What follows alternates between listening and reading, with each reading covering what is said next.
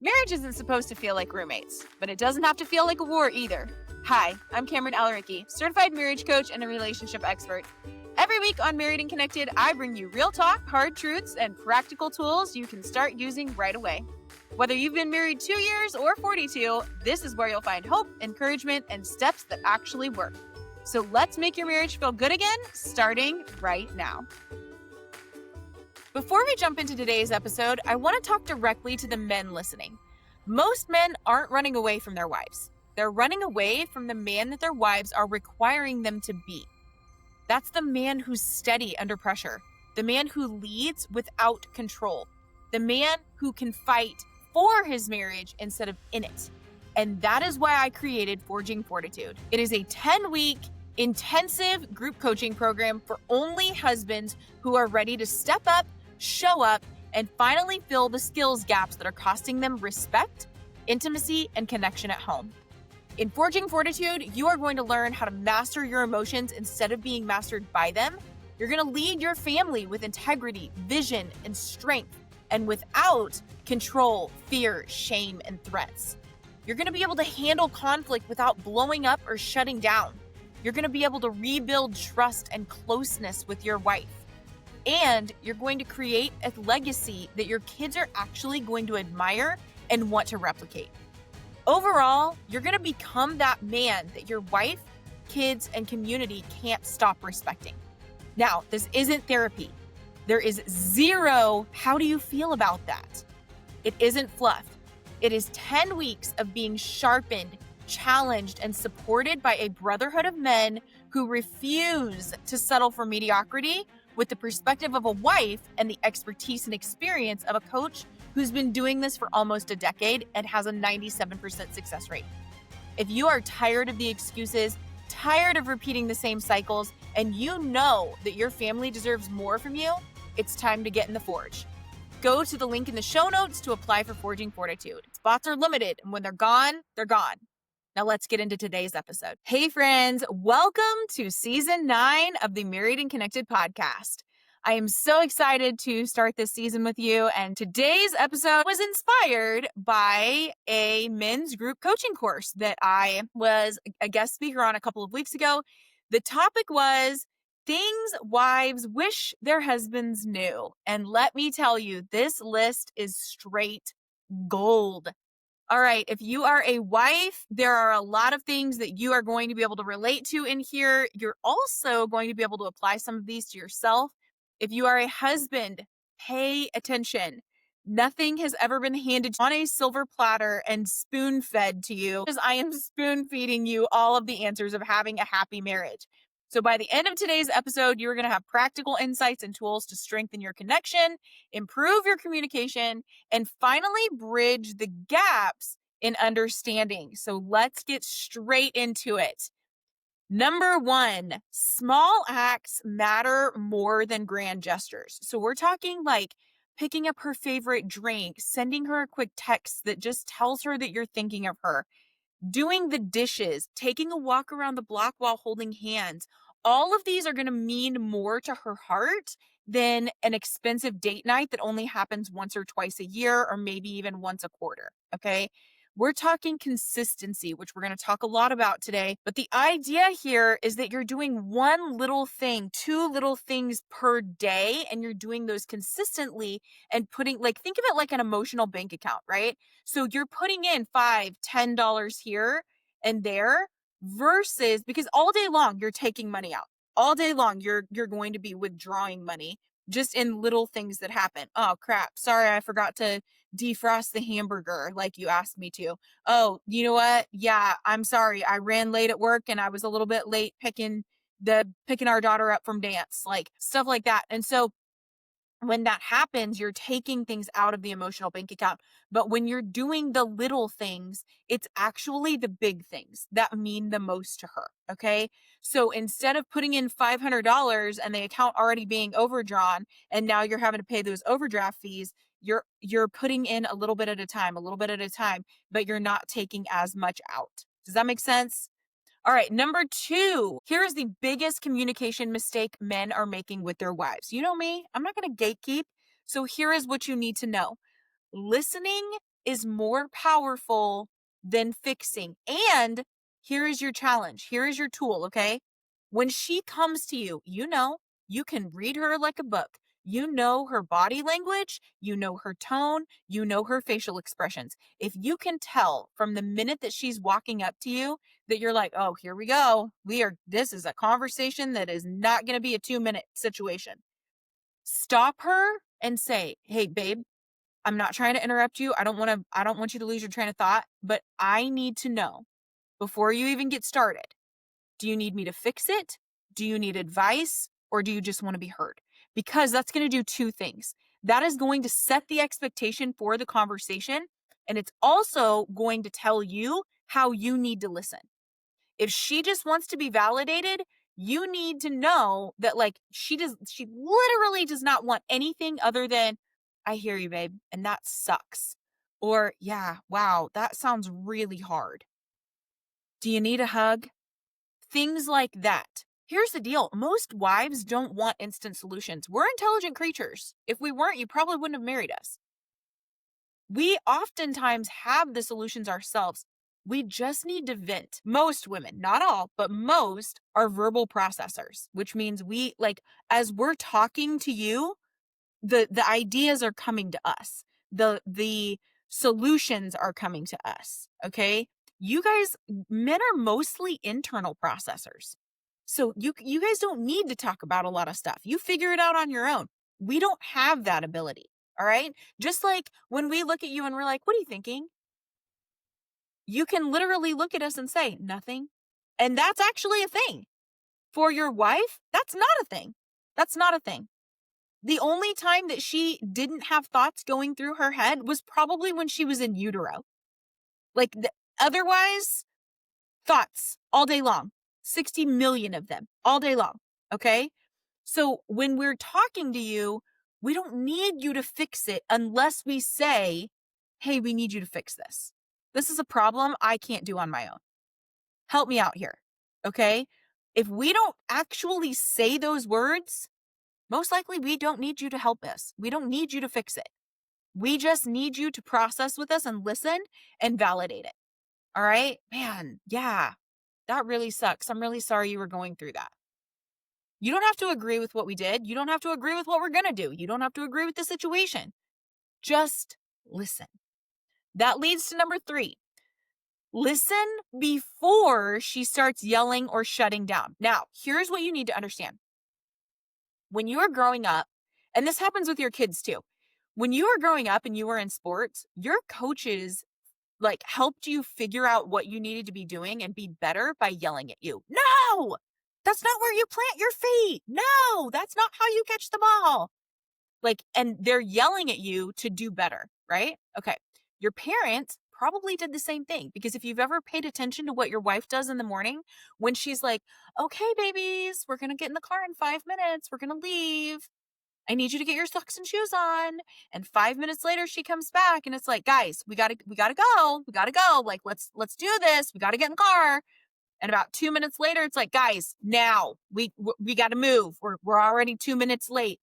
And 12 minutes out the door, you're 12 minutes late now. And she's screaming, I don't even care if you have shoes on. Just get in the freaking car. And her kids are looking at her like she has 6 head and she's psychotic and being like, why are you yelling? I don't know. Why am I yelling? Because I've only said it 708 times and you didn't listen. And she probably does that to you too.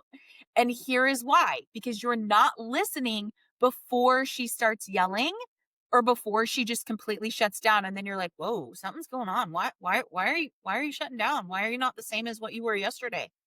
Because she's done, man. She's done. She's yelling because every single time she has brought this to your attention, you cannot tell me. I swear to you, hand on the Bible, you cannot tell me that she has not brought this to your attention before.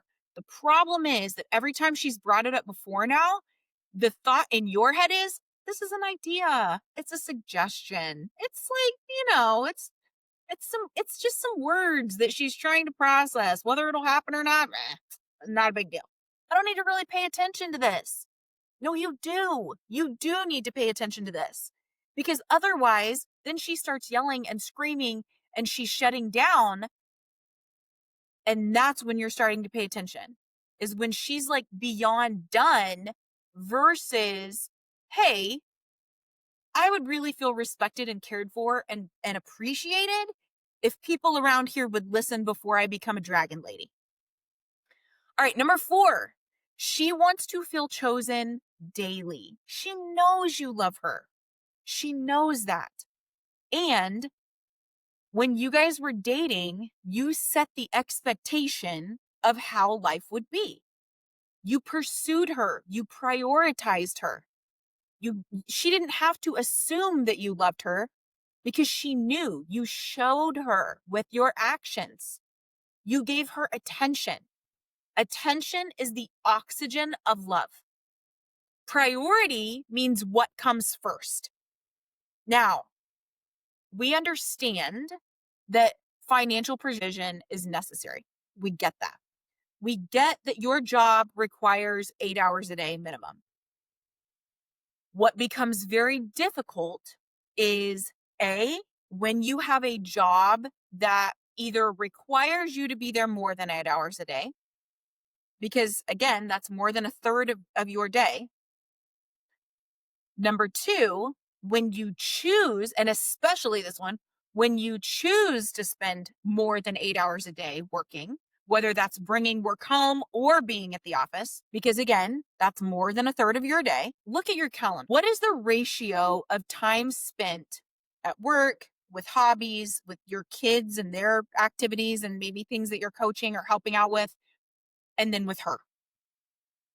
What's the balance there? Is there a balance there? The average couple gets 4 minutes per day together alone. That's in America. The average American couple gets 4 minutes a day. Now, Dr. John Gottman says that his research has shown that 90 minutes minimum together alone, talking, interacting, connecting per week is needed in order to have a healthy marriage that thrives. Math ain't mathing on that. 4 minutes a day, 7 days a week, not 90, not 90.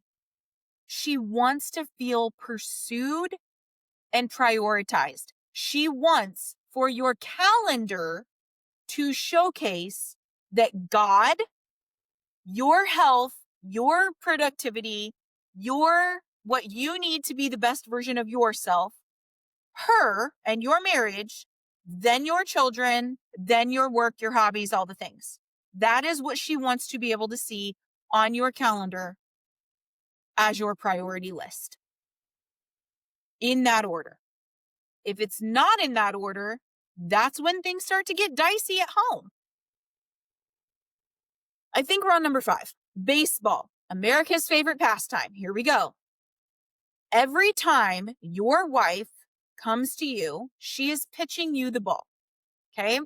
Every time your wife comes to you and tells you something, she is pitching you the ball. You get to bat. Now, here is the deal. Dr. John Gottman talks about turning away or turning towards your partner.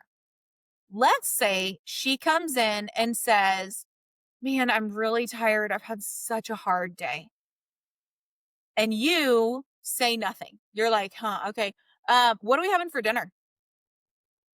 You completely dismissed her on that. And guess what? You struck out. Go back to the dugout. Try again later. Okay. Let's say she comes in, same thing. Oh man, I've had a really hard day today. I'm so tired. And you say, you're tired.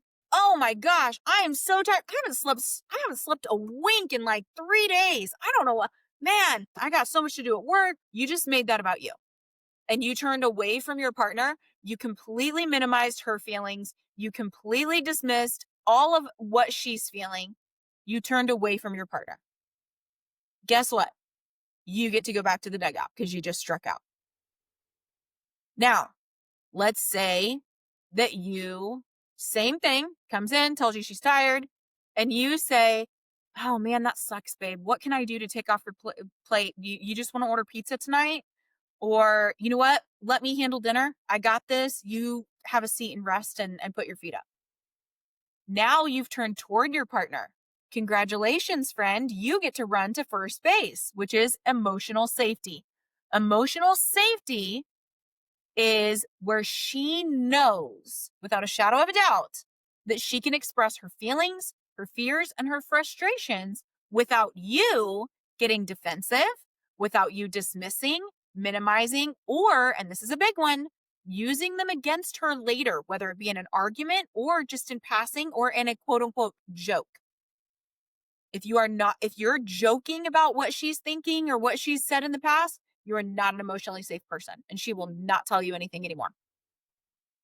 Okay, let's say you have emotional safety. Congratulations. You are in the top 10% of men.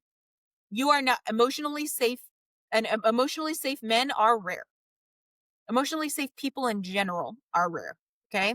But for the sake of this podcast, because I'm talking to the men here, emotional safety is first base. Most important. Number 2, you get to run to second base because you've had emotional safety. Yay, good job. Okay, connection. Here's what you need to know. Men and women connect differently. It's just a fundamental difference, okay? Men typically connect through shared activities, that shoulder to shoulder. It's those, 80 and 90-year-old men that are like, well, you want to go out and sit with me on the bank while I fish?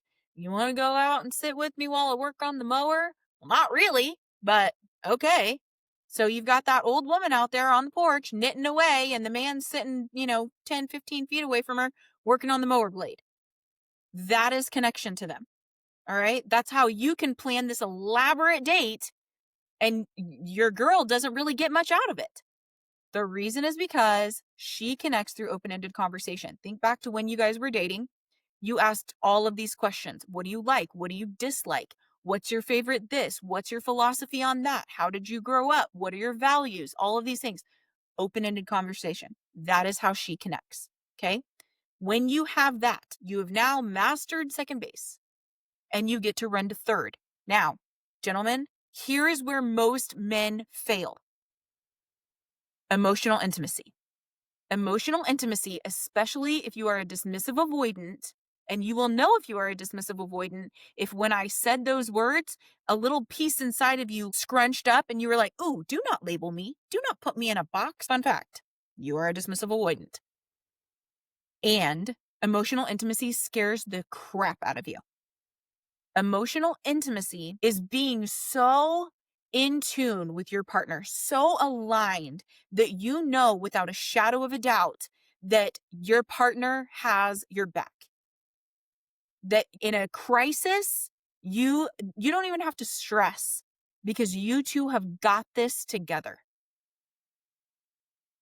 And home plate is great physical intimacy, not just sex.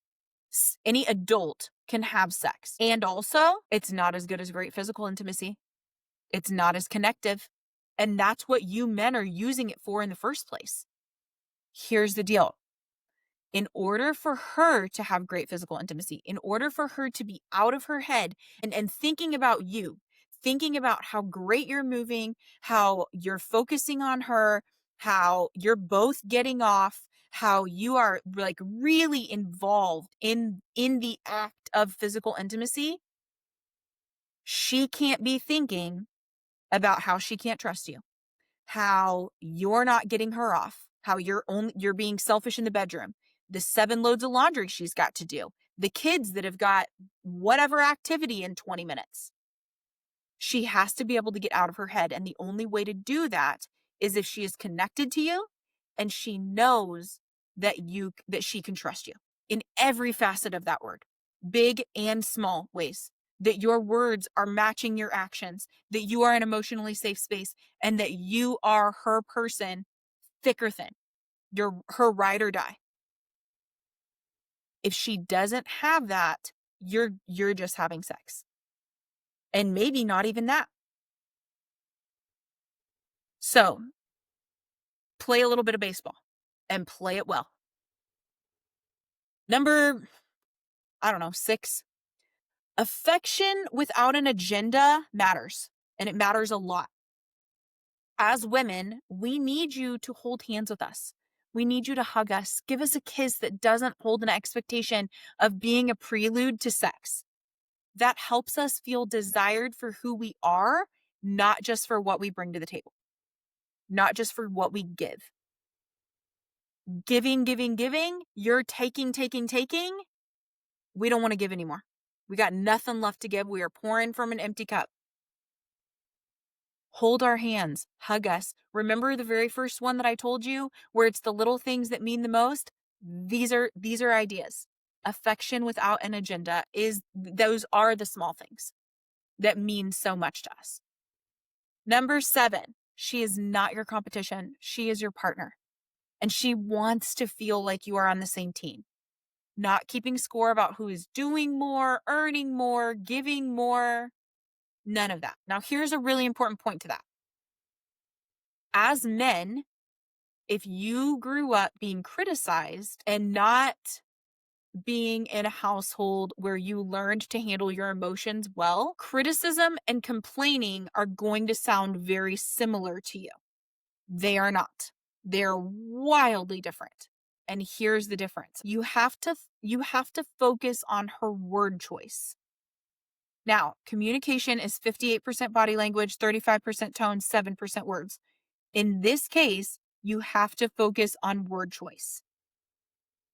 If she is saying something like, you are so lazy, you are a liar, you are, okay, she's criticizing you.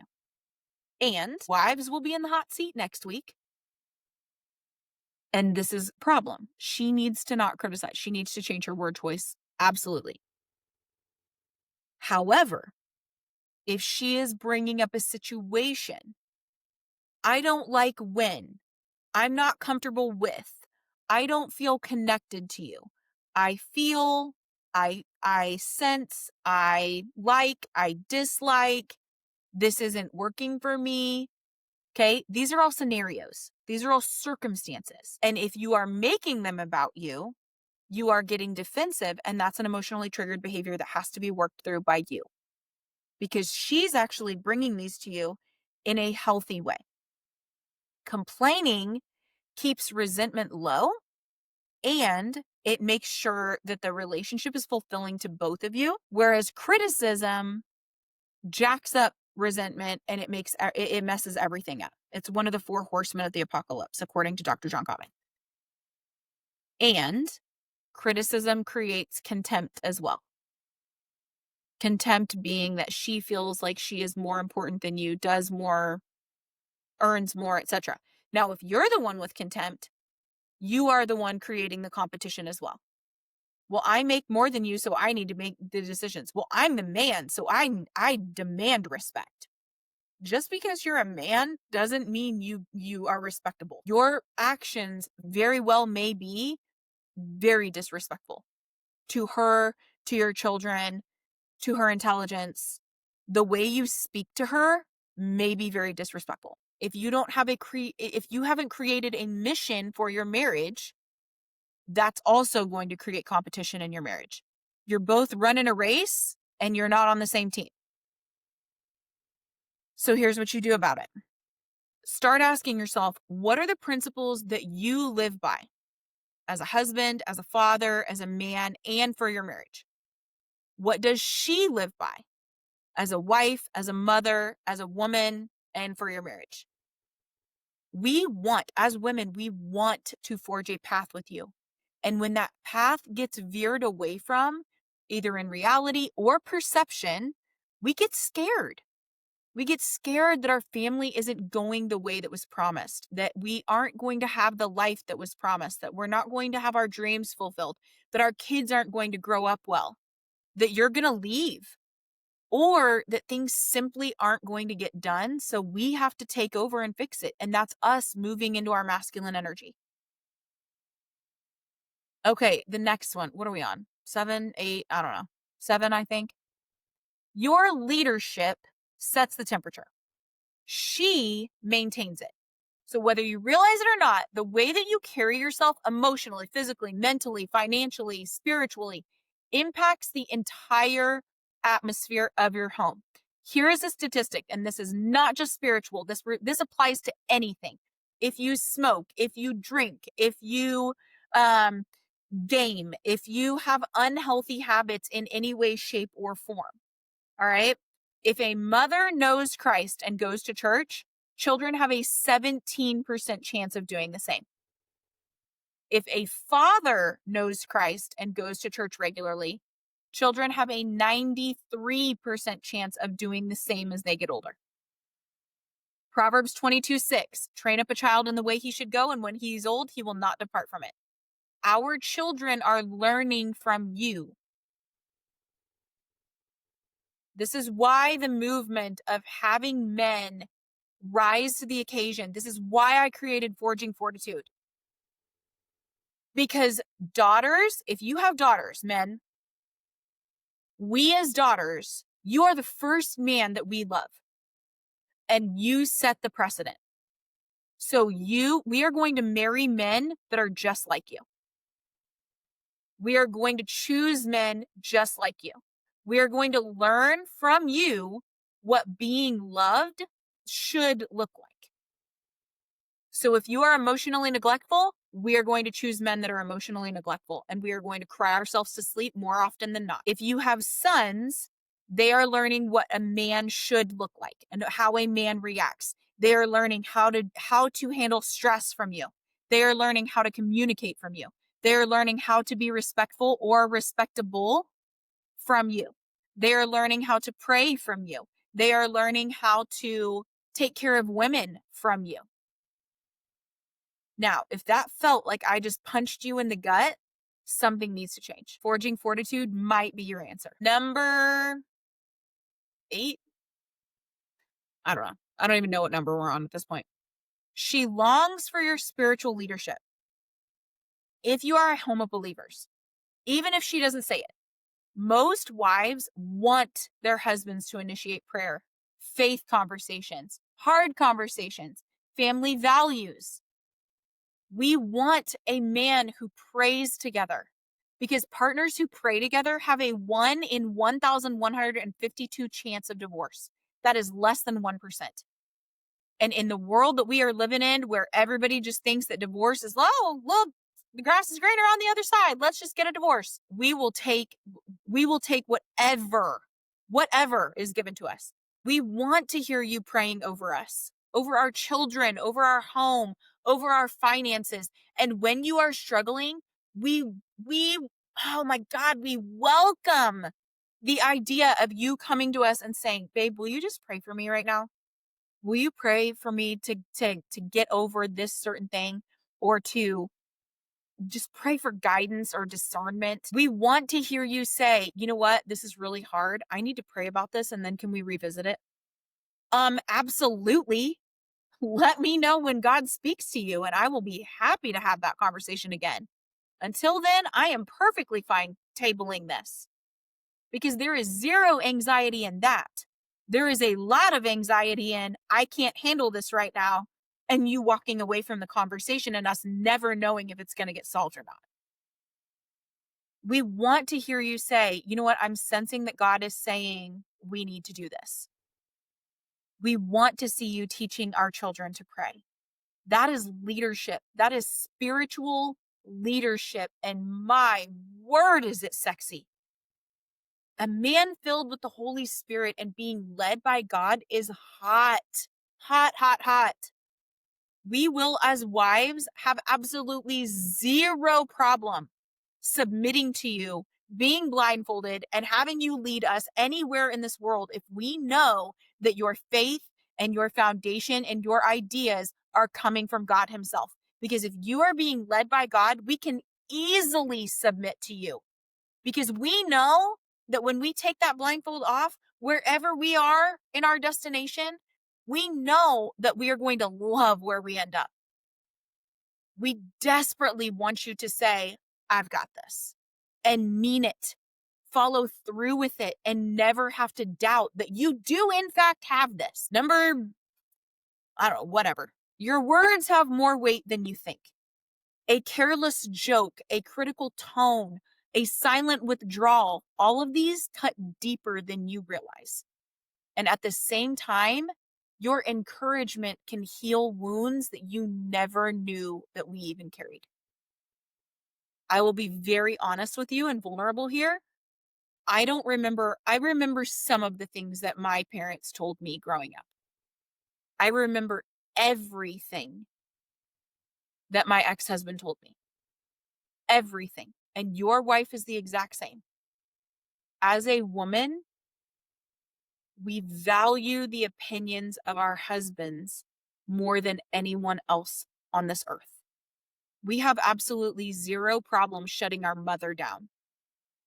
But you, when you say something, oh, you don't look very good in that dress. Oh, I like the red one better. Oh, you put on a little weight there. Oh, I'm not attracted to you anymore. When you're following women on social media that we cannot compare to, which I'll get into here in a little bit, that hurts. And we remember that because it's internalized. It's small little paper cuts. Marriages don't end usually by one big issue. It's death by 1,000 paper cuts. And it's 1,000 things like this, where your words have cut us and cut us and cut us, and there's been no repair for it. Okay, respect goes both ways. The goal is not to be the most respected. The goal is to be the most respectable. I've talked about this like 8 times already. Just because you want respect doesn't mean you're going to get it. Doesn't mean that you have earned it. And just as you want respect, she desires respect too. But what it's going to look like for her is in the form of love. She doesn't want to be spoken down to. She doesn't want to be interrupted. She doesn't want to be dismissed. Men need respect more than love. She needs love more than respect, but bundles that respect into love. Here is the cycle that a lot of you are probably on. You start feeling disrespected, so you stop loving her well, which makes you feel more disrespected, which makes her feel more unloved. That's legitimately called the crazy cycle. Now, men, you're not going to like this answer, but biblically speaking, because you are the head of the household, because God made Adam first and not Eve first, because she is your helpmate and you are the leader, you have to go first. You have to get off the hamster wheel first.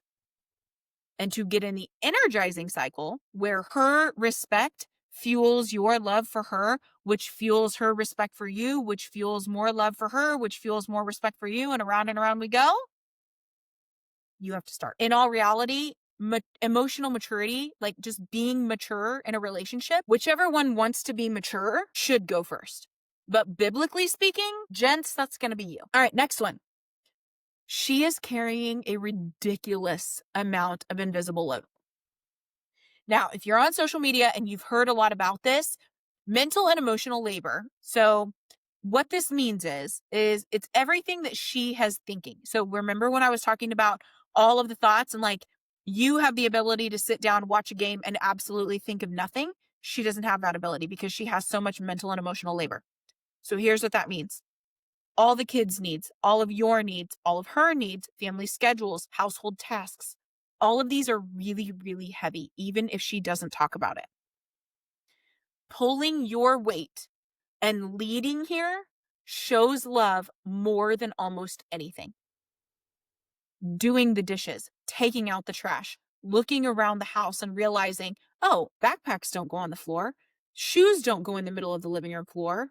Socks don't go hidden behind the couch. Soda cans that are empty, glasses that are empty, dishes that are empty don't go around the living room. Laundry that's piling up needs to be done. When you are just jumping in and doing it, that's taking things off of her plate. But, and this is a really big but, you have to do the full load. So what that means is conception, planning, execution.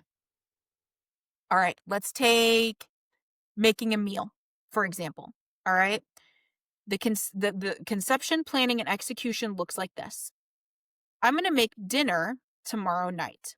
Well, I should probably make a meal plan for the entire week, not just for tomorrow. Here's what I want to make. So here are the next 7 dishes that I'm going to make for the next 7 days. Do I have those ingredients? I'm going to look in the freezer, the pantry, and the fridge and see what we have, what's going bad, what needs replenished. I'm going to think about snacks for the kids' lunches that go with that as well. I'm going to think about school lunches. Are they eating lunch? Am I packing lunch? Do they have snacks for when they come home? We have that special dinner with our friends next week. I got to get stuff for that. Oh, my husband's out of protein bars. I need to get some of those for him. So we're making a grocery list. Now we're either putting the grocery list in to pick it up or we're going to the grocery store. But we also have to plan when we're going to the grocery store. If our pickup window is only 1 hour, when am I actually going to have 1 hour to go get it? If I have to go to the grocery store and actually get everything out myself, am I taking the kids with me? Is there a time that I can do it with the kids out? Now remember, this is just to make a meal. This is every thought that goes into all of just making a meal. All right, so now I've gotten the groceries. Now I got to take them home and I got to actually put those away. I've put those away. Now I actually have to get out what I need just for today's meal. But do I also need to get out something to thaw out for tomorrow's meal or tomorrow's snacks? Well, while I'm making tonight's dinner, can I also be making snacks or packing snacks for tomorrow? Can I also be packing school lunches for tomorrow? Okay, now we're ready to sit down and eat and I'm going to serve these people. I also have to think about timing. Okay, I can't make dinner at 7:00 because the 4-year-old needs to go to bed by 7:30 or 8, and he's already starving and has eaten half the kitchen and half the groceries that I just bought. Conception, planning, execution. These are all the things she thinks about, and that's just for making a meal. Along with the grocery list, she's also looking around the house. Does husband need more soap? Does he need shampoo? Do I need shampoo? Do either of us need razors? Does our oldest need deodorant? Do I need deodorant? Does he need deodorant? What do we need? What do we need just for household chores? Do I need more laundry detergent? Do I need more dish soap? All the things. That's just for planning a meal. Do not ask her to make you a list. You are a grown-ass man. Do not make her make you a list because that is just adding more to her mental load. For you to say to her, well, I would help if you'd just make me a list. No, sir. Look around. What needs done? What needs done next? And if you're not sure how to do it, ask her one time, hey, I would really like to take this on. I would really like to take on the entire gamut of this conception, planning, execution of this one project. But can you show me how to do it so that your minimum standard of care is met so that I don't mess it up in the future? Take notes, write those notes down, put them in your phone, take pictures, take a video, whatever you need to do so that you can refer back to that and get it done and take that off of her plate fully. All right, next, she wants to admire you. Your integrity, your honesty, your follow through matter more to her admiration than your achievements. She wants to know that you are trustworthy in the small things. Because if you're not trustworthy in the small things, she's never going to trust you in the big things. Your words and actions have to match. They have to. It's not that she doesn't care about the achievements that you've made. She's so proud of you for those. And they don't matter near as much to her as who you are, as the man that you are and the man that you show up as. You can sit there and talk all day long. Don't talk about it, be about it. Because she is watching your actions, and that is not that anybody should be judging at all, but that is what she is making her judgments on. That is how she is deciding and making observations on whether or not she can trust you and on whether or not you are still the man for her. Next, your defensiveness is keeping you disconnected. A lot of times what I see is that men will come to me and be like, well, she's so defensive. Well, number one, so are you. Number two, defensiveness is a wall. Explanation, communication, Explaining perspective, that is a window. Here is the difference. If you are in a conversation and one of you doesn't necessarily have to be her or you, if either one of you starts to put up a wall to defend yourself against your partner, now you're getting defensive. Well, no, I didn't do that. Well, no, anything that you're saying to change how they view you or view what you did, you're defensive. If you are opening a window, you are not only allowing access, but you are allowing a different perspective. Okay? Oh, I'm so sorry. Well, when I said that, here's what I meant. This is what I was saying. This is what I was thinking. Well, we didn't go to that barbecue because we also had this and it was a school night. Instead, it's okay for us to go to the barbecue this year because it's not on a school night. It's on a Saturday. So we don't have to be home for bath time and bedtime. So that's why it was okay. It's not a double standard. It's just that was how it was last year and this is how it is this year. Well, here's what I was thinking when I was thinking this. That's not defensiveness. Those are giving more clarity and context. When you get defensive with your wife, you are putting up a wall. And you think that you're protecting yourself. But what you're really doing is pushing her away. Because defensiveness says, you know what? I care a lot more about being right than being close to you. And every time you defend instead of listen, you are disconnecting from her. Which, remember, emotional safety, connection, emotional intimacy. Defensiveness feels like self-protection, and it's really relationship rejection. And every single time that you defend, you are trading connection for distance. Your wife is not your enemy. She is not your battle buddy. You do not need armor with her. Drop the shield. Knock down the wall. I promise you, she is not asking you to be perfect. She is asking you for effort and to be present. That's it. She is not asking for perfection. Next one. Providing and protecting is not just financial. Providing financially is the bare minimum. The bare minimum. That is a 1950s reference to a great marriage. And we are long past that. Providing a listening ear. Providing the calm in the storm. Protecting her heart. Protecting your children's hearts. Providing a great example for your children. For how they need to be and what they need to choose. Providing a safe space for her and your children to look to and to lean on. Providing presence and an extra set of hands to keep that house in ship shape. That is provision. Providing leadership. Providing strength mentally and physically. That is provision. And that is what she needs.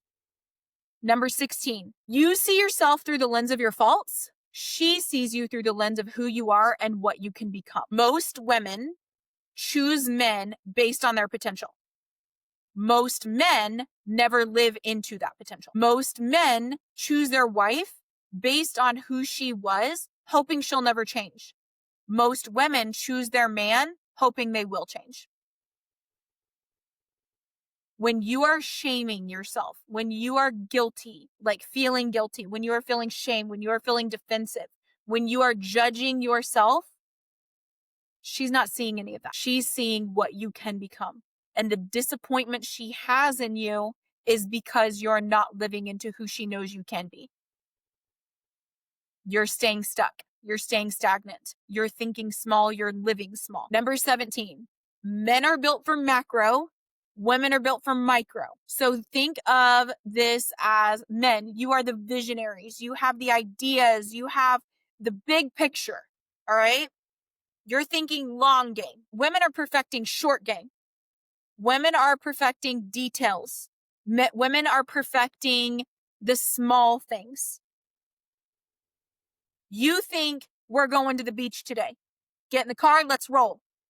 She's thinking we need sunscreen, we need chairs, we're going to need toys, we're going to need snacks, we're going to need waters, we're going to need not only water to drink, but also a way to clean sand off of hands and feet. She's thinking micro, you're thinking macro. You're thinking, I'm going to bed, and you go to bed. She's thinking, I'm going to bed, and then proceeds to do 112 things and then go to bed. This also includes the way that you communicate. Men are report. Women are rapport. Okay? Macro, micro. Men hit the high points and move on. Women, all the details. There have been so many times where Mo has come home and he's been like, oh my gosh, there was this really great, I just flew with this really great captain this weekend, blah, blah, blah, blah, blah. Oh my gosh, he has so many great ideas and he's just a really good guy. That's so great. Does he have a wife? I don't know. Does he have kids? I don't know. Well, where do they live? I don't know. What do you know? You just spent 4 days with this guy and told me he's a really great guy, but you don't know anything about his life.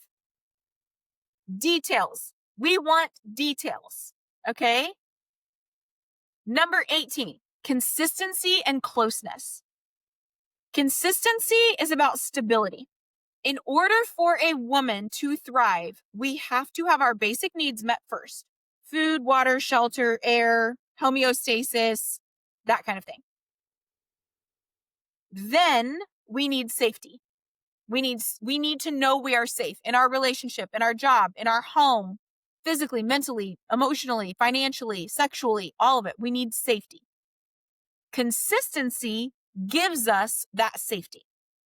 It is about you being predictable in all the right ways. When you are consistent, she doesn't have to guess which version of you is walking through the door tonight. She doesn't have to wonder if your word is good or if when you say, oh yeah, I'm going to do this, if it's actually going to get done. Listen, your wife would rather have steady faithfulness than occupational fireworks. Fireworks burn bright and fade fast. Faithfulness, consistency builds trust like bricks in a wall. And here's the truth. Inconsistency creates anxiety in a woman's heart. If your woman has a lot of anxiety, there's a great chance that you may be a good part of that. If you show up strong one day and then vanish the next, she never feels secure.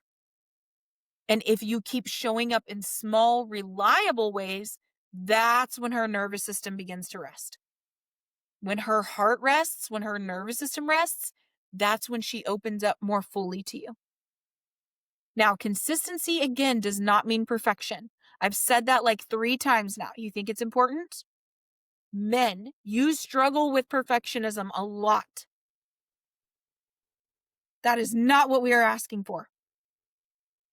It means showing up, owning your mistakes, following through, and trying again. A man who is consistent builds a marriage that feels safe and steady. Now let's talk about closeness. Closeness is not just physical. It is emotional. And most men assume that closeness means sex. And yes, that is part of it. But for your wife, closeness means connection, eye contact, listening, touch without an agenda, and actually sharing your inner world, letting us into your world.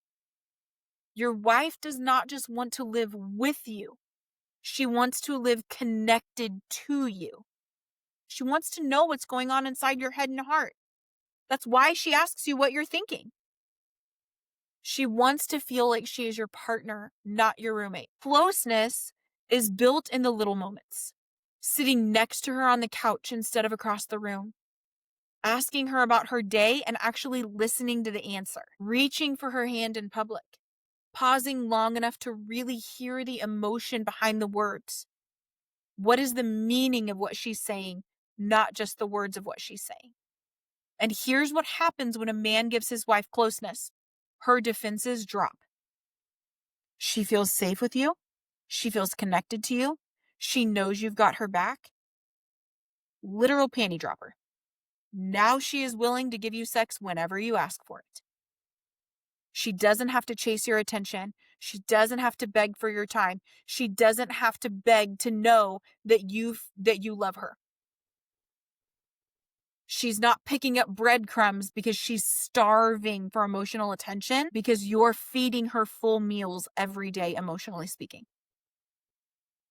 She doesn't feel invisible. She feels seen, chosen, and safe in your presence. And when she feels that, her love and respect for you grow deeper than you can imagine.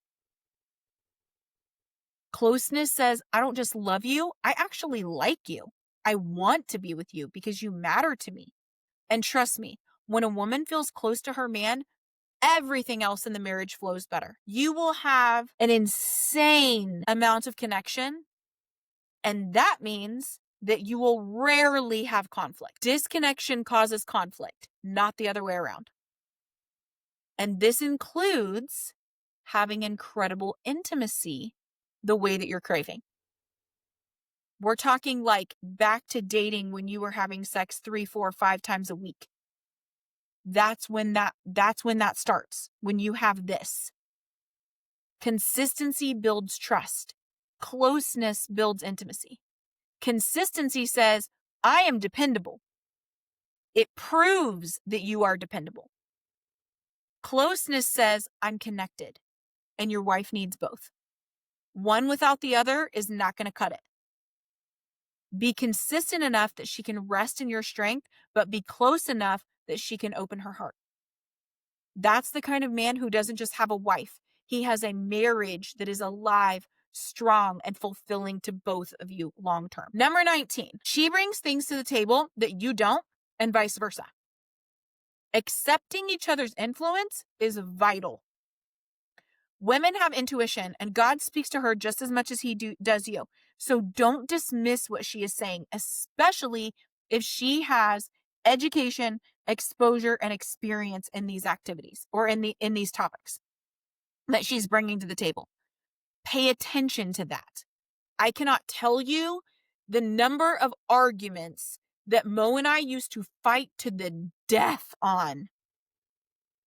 And now, 6, 7, 10 years later, he has come to me being like, ooh, yeah, you know, when we talked about politics and you told me this one thing, I'm starting to see that you were right. If she's telling you something, there is a reason.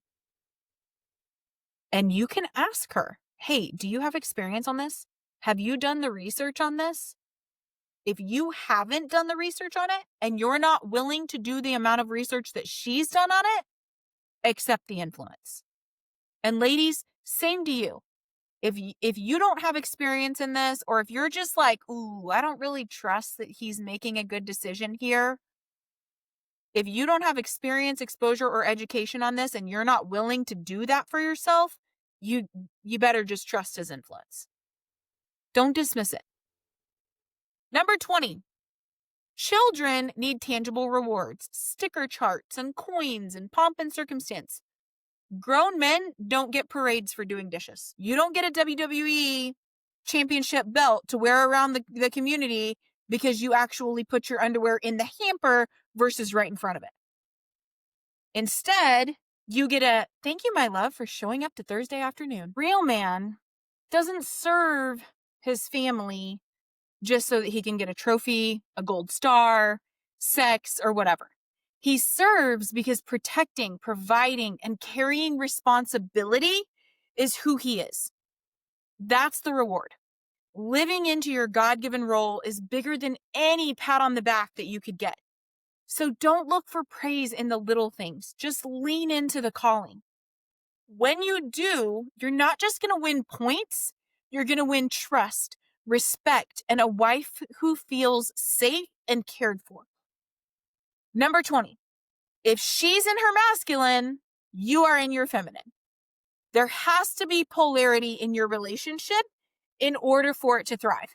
So what this looks like is masculine is the doing, okay? Now, and this is not me calling you a woman or anything like that. Every person has masculine and feminine energies. And the masculine is the doing. the taking care of the kids, the organizing, the fixing things, the planning, the whatever needs to be done. The feminine is the receiving, the rest, the relaxation, the singing and dancing and just living life, just enjoying the beauty of life. That's the feminine. All right. So here's the thing. And you can flip flop. If you're going to work all day and you like killing it, right? You are in your masculine. Great job. But then you come home, grab a beer, sit in front of the TV. Now you're in your feminine. You're not doing anything to help her. Meanwhile, she is in her masculine, cooking, cleaning, taking care of the house, probably working, doing all of these things during the day. Then you come home, she's expecting help, and instead she's still having to do all the things. Now she's been in her masculine all day long. Do you think she's actually going to want to have sex with you? Because that sex is feminine for her. She's receiving. She's not going to, like, it takes so long for her to flip flop. If she's been masculine all day, that is not her natural state. So she's exhausted from that.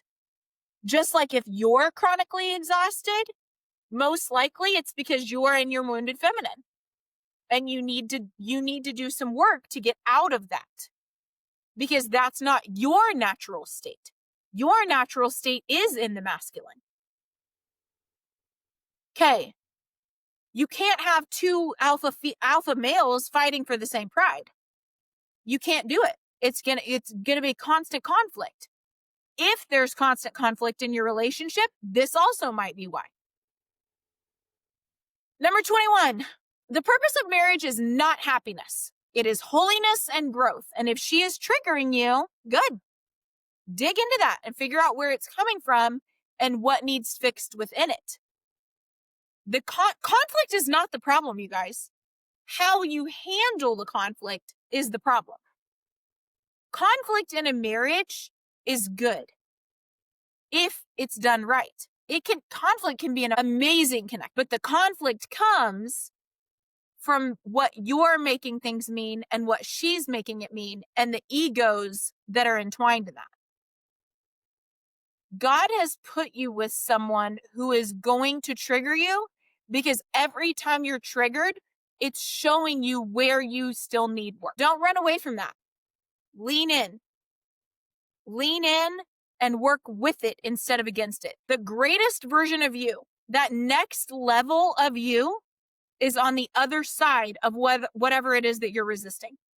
So if you are resisting what she is telling you, if you are resisting the growth, you are holding yourself back. You're keeping yourself stuck. Number 22, and I probably should have put this as number 1, but here we go. Women wear white on their wedding day as a symbol of beauty, femininity, and service to her husband. Men wear black as a symbol of death. Death of the bachelor life, death of singlehood, and death of selfish mindset and ways. White traditionally symbolizes purity, but not just in a physical purity. We're talking about devotion, about being set apart for one man. Femininity and service is also something that is symbolized with this white dress. She's clothed in something that magnifies her beauty, her softness, and her willingness to bring life and nurture into the marriage. She wears white as a symbol of hope and joy, because white radiates the hope and celebration of what's beginning. She's stepping into marriage as a gift of life and partnership. Now, men, you wear black, like this black tux or this black suit, because black is the color of funerals, and that is fitting. When a man puts on that black suit or tux, he is burying his old life. Selfishness, self-centeredness, because no, they are not the same. Boyhood, living for himself. He is no longer just his own. His decisions, his time, his sacrifices now belong to both of them, not just himself. Marriage calls him to die daily to his pride, his laziness, his need to be right, so that love can live. Now, when a man embraces that death, he doesn't lose. He's actually stepping into true life. He becomes the protector, the provider, the leader, not just for himself, but for his wife and his future family as well.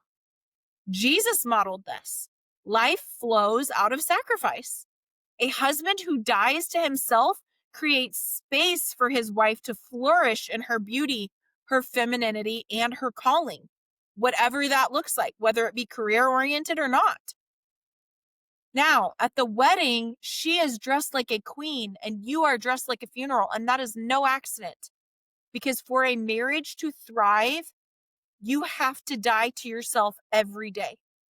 Women have to die to their fleshly desires. Men have to die to your boyhood, your fleshly desires, to your selfishness, and to living life all about you. And the beauty is in this, though. When you choose to die, that's when your marriage comes alive. It's like a phoenix rising out of the ashes. Number 23, we can't compete with social media. We see who you're following, what you're liking, and what you're commenting on. And we also see what you're neglecting that we post, as well as what you're neglecting to post. We see how you're showing up on social media, whether you're showing up as basically wanting to be viewed as single, or whether you're showing up as a family man who's proud of the life that you have.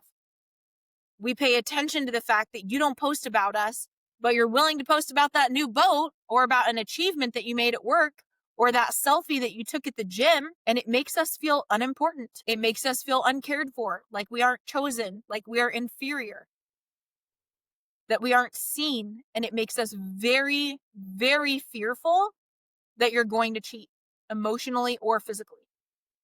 And that right there is what triggers us to ask to see your phone. It triggers our own filters that we aren't pretty enough, that we aren't attractive to you anymore, and that we aren't wanted because we don't look anything like the women that you're following. If you have Snapchat as a grown man, get rid of it. There is absolutely no reason for any human being that is older than 17, that is in a relationship, and especially that is married or married with children, for you to have Snapchat. Zero reason. I see more scandals of cheating on Snapchat than any other social media platform. 24. Friends are important. And not only do we see things in your friends that you don't, we want to spend time with you without your friends. You become like the top 5 people that you hang around with. We know you've been friends with Tyson since you were 8. We also know that he's a pothead who treats his wife like crap, doesn't keep his word, and isn't a great example of a leader. We know you're better than that. We know you enjoy playing golf with Matt on Saturdays. And we also know that he bullies you into drinking too much, for staying 4 hours past what you said you would, and gives you a hard time when you try to set that boundary. We know that that's on you to have higher standards and stronger boundaries and better self-control and a more assertive tone when you say that you're going home. We also know that not all of your friends are bringing out the best in you. Some of your friends are phenomenal. And those are the ones that we encourage you to stay friends with and to do things with. And a lot of times we are friends with their wives. We also know that some of those friends are the crabs in the pot. When you put crabs in a pot and they're all alive and you start to boil them, a lot of times crabs will try to climb out of the pot. And the ones that are still in the water will actually pull the ones down into the water to be boiled alive. Your friends are the same. We see that. We see your friends doing that. But out of your own ego and your own defensiveness, you're not trying to hear us when we say that your friends are pieces of crap. You're also not thinking of us and what we need in that closeness and that presence and that quality time with you when we say, can we just go out to dinner, just you and me? Well, no, I already invited our friends. I already invited these people and his wife. okay, we need to spend some time with you without your friends too. It's great that you go on boys' trips. We need to go on trips with you too. Your friends, your presence with your friends directly impacts your presence at home. Either in the fact that you're sacrificing your home life to spend time with them, or you're letting them influence you in negative ways that then get projected onto us as your wife, or beliefs that get projected onto our kids that aren't healthy and we don't agree with. Remember when I was talking about accepting influence? This is one of those areas that you need to accept influence on. It's also one of those things that we need to talk about and you need to be open to without defensiveness. Because again, just like I said earlier, your defensiveness is keeping us disconnected. All right, last one, 25. This one is not so much what wives wish their husbands knew, but what I, as a coach, wish both husbands and wives knew. Let's talk about hypocrisy, because nothing erodes trust faster. Hypocrisy is when you demand one standard from your spouse while excusing yourself from living in it. And I will tell you, every couple that comes to me has a massive amount of hypocrisy in their relationship. It shows up when you expect respect, but you speak with contempt. When you want honesty, but you also hide things yourself. When you ask for effort, but then you give excuses. And here's the truth. Your spouse notices. Hypocrisy breeds resentment and it shuts down connection. And that is why it is vital to check yourself, your motives, your words, your actions, and take accountability. My 4-year-old takes amazing accountability. This morning, he smashed his fingers in the car door. I was standing right there putting stuff in the front seat. I saw it happen and I said, "Oh my gosh, baby, I'm so sorry that happened to you." And he said, "It's okay, Mama. It wasn't your fault. It was my fault." Imagine if grown men took the amount of accountability that my 4-year-old takes. If he messes up, he will say, "I'm so sorry. I'm so sorry for doing that." We've got to stop living with ego controlling us. Live like my 4-year-old. Take the accountability that is needed. Integrity is the foundation of love, and you can't build a strong marriage on double standards. If you want your marriage to grow, start by being the person that you're asking your spouse to be. Hypocrisy is expecting your spouse to live up to the standard that you don't even hold yourself to. It destroys trust, respect, and intimacy. And if you want a healthy marriage, lead with integrity, not double standards. If this podcast episode resonated with you and you are a man, and I got done with that list and you're thinking, "Man, I have got some work to do," Forging Fortitude is open. I have 10 spots available. 10 spots for men who are wanting to live into all of this, who are wanting tangible tools, support between coaching calls. Your wife is going to respect you. If you are doing the work, she is going to respect you after this 10 weeks. We start October 15th. We go take off for Christmas and Thanksgiving. By the first of the year, you can be a different man and have a completely different marriage. If you are a woman and you have listened to this podcast, and every single one of these, or even 4 or 5 of them, you're thinking, "Yes, I wish my husband knew this," send this episode to him. Tag him in the comments on my Instagram. This is how marriage starts. This is how a new marriage starts with the same partner. When you start realizing where your shortcomings are and working on them together. Next week, ladies, you are up with what husbands wish that their wives knew. Until then, if you have not left a review, please consider going and doing that. And until next week, stay married and connected. Okay, friends, real quick, you know that I am all about creating rhythms that bring families closer together. And I have to tell you about 2 of my favorite tools from goodkind.co. We've entered the Burr months, and that means that Christmas is right around the corner. And Advent blocks are a perfect, simple, and meaningful way to celebrate Advent with your kids. No Pinterest stress, no overcomplication, Just a beautiful, hands-on way to tell the story of Jesus and make December feel intentional instead of chaotic. This has become my absolute favorite tradition. My 4-year-old absolutely loves turning the blocks each day, and honestly, I look forward to it as much as he does. Even my teenager enjoys this tradition. So honestly, I call that a win. And second, the gratitude. This little cube sits on our table and sparks conversations about gratitude. It is such a fun, easy way to shift the atmosphere in your home, whether it's at dinner, bedtime, or even in the car. My boys actually ask to use it, which says a lot. So if you want to bring more joy, gratitude, and Jesus into your family's daily rhythm, go check them out at goodkind.co. That's goodkind.co, where meaningful traditions are made simple. And make sure to use the code that's listed in the show notes to get your discount. This podcast is for educational purposes only and is not a substitute for professional counseling or therapy. Every couple's story is unique, so take what's helpful and leave the rest.